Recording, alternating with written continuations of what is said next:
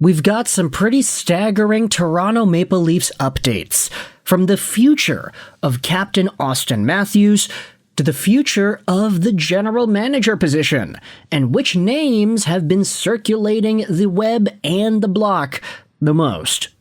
But before we dive into that, and before we talk about a former Vancouver Canucks executive who is very popular, we gotta talk about Auston Matthews here first. Now, this, of course, not a new conversation. We've been speaking about Auston Matthews ever since he got taken out by Radko Gudas. He finished off this season with 53 points in 60 games played. It is Auston Matthews' very first sub-point-per-game year since his rookie year in 2016-17. It is also the lowest total production year he has ever had. He has never had as low as 53 points in a season before.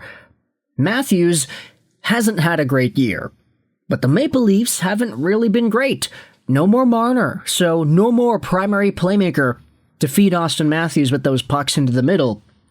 But with that said, there has been extended conversation as to whether or not Auston Matthews is going to leave Toronto. Demand a trade, go elsewhere, head down to the USA.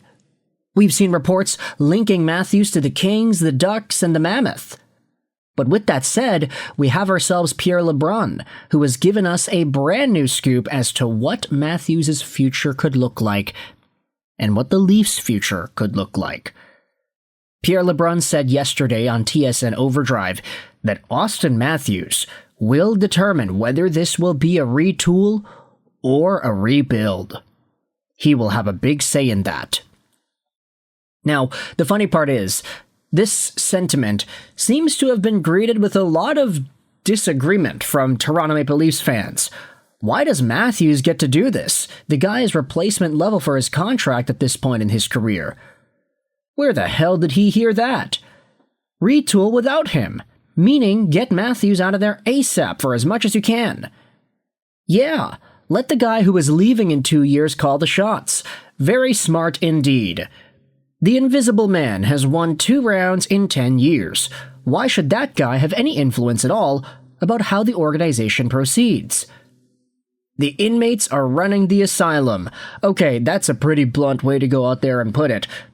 But still, when it comes to Auston Matthews, it's kind of interesting how much responsibility they are putting on his plate. Hey, what do you think the direction of the team should be? Should we retool on the fly? Should we try to make the playoffs again next year? Or are we going to go down a rebuild? Are we going to start from the studs? Are we going to tear everything down? And do you want to be a part of this? That seems to be the sentiment with which Toronto is tasking Auston Matthews, and I don't necessarily know if it's an appropriate way to go out there and evaluate the situation here, especially with the way Auston has been playing as of late. We understand he's still talented, he's still good, but looking at the decline in overall point production, I mean, the guy was on pace for 32 goals in 71 games. He had 33 in 6-7 games last year. It's just been 2 years since Auston Matthews got 69 goals set up by Mitch Marner, doing all the stuff that he had been destined to do. And now, this is the guy who is going to decide whether or not it's a retool or a rebuild, or even whether or not he's going to be a part of it. With that said, though, there might be new management at the helm of those decisions as well. And what new management could look like is in the form of Mike Gillis. Take a look at this. Elliotte Friedman spoke about on Kipper and Bourne this morning. He believes the Maple Leafs have already talked to Mike Gillis. One of the names that is kind of floating around is Mike Gillis. He's the kind of person that the Maple Leafs have been looking at so far. He said that yesterday on the Fan Hockey Show. It seems like the Leafs have already spoken with Gillis. I believe there has been some contact with former GM Mike Gillis, who definitely embraces the data-driven desires. A couple of sources indicated Gillis also spoke to Nashville, but he won't be their new GM. Here is the quote itself from Elliotte Friedman. I think potentially Mike Gillis, that's a name they have to look at. I don't know if it's going to be Gillis, but he is the kind of person that the Maple Leafs have been looking at. And then you have Cam Robinson going out there and saying this: growing buzz around Mike Gillis as a potential fit in Toronto. If the Leafs are serious about a philosophical shift, he's one of the most interesting names out there. Bold decision maker and a proven track record. He should be at the top of the list. Now, the funny part is, Vancouver Canucks fans seem to not be living down the Mike Gillis conversation, because if you head over to Donnie and Dolly's Twitter page, they went out there and asked the fans. Obviously, they have a primarily Vancouver-based audience. They went out there with a poll earlier this morning discussing whether or not Mike Gillis should be a Vancouver consideration. 65.2% of the 804 votes say yes, the Canucks should be looking at Mike Gillis. Bring this guy back. Look at him as a potential option over here. Gillis would never work for this owner again, but this should be great content. Now, obviously, there's a lot of nostalgia with Mike Gillis. The fact that he was the GM that GM'd the 2011 Stanley Cup finalist Vancouver Canucks team, that's always going to be a flex on Gillis's behalf. He built a team that was very particular with analytics, and he was smart in the way he assembled it. You can say that Gillis did maybe not the entire brunt work of all the heavy lifting of the 2011 team, but he did put the finishing touches on what was put out there on the ice. Take a look at this. Canucks fans said that Gillis was a fine GM, but this was the Canucks roster that he had inherited.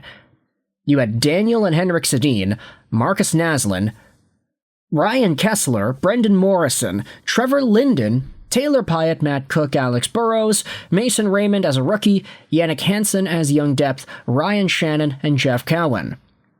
On D, Willie Mitchell, Matthias Oland, Kevin Bieksa, Sammy Salo, Alex Edler, who was young, Lucas Krajicek, Aaron Miller, and then in net you had Roberto Luongo, a franchise cornerstone. This post is essentially implying that Gillis was all right, but a good chunk of the 2011 core was already put into place when Gillis was brought onto the team. Sedins and Kessler, and then you had yourselves the Bieksas and the Edlers and the Sammy Saloses.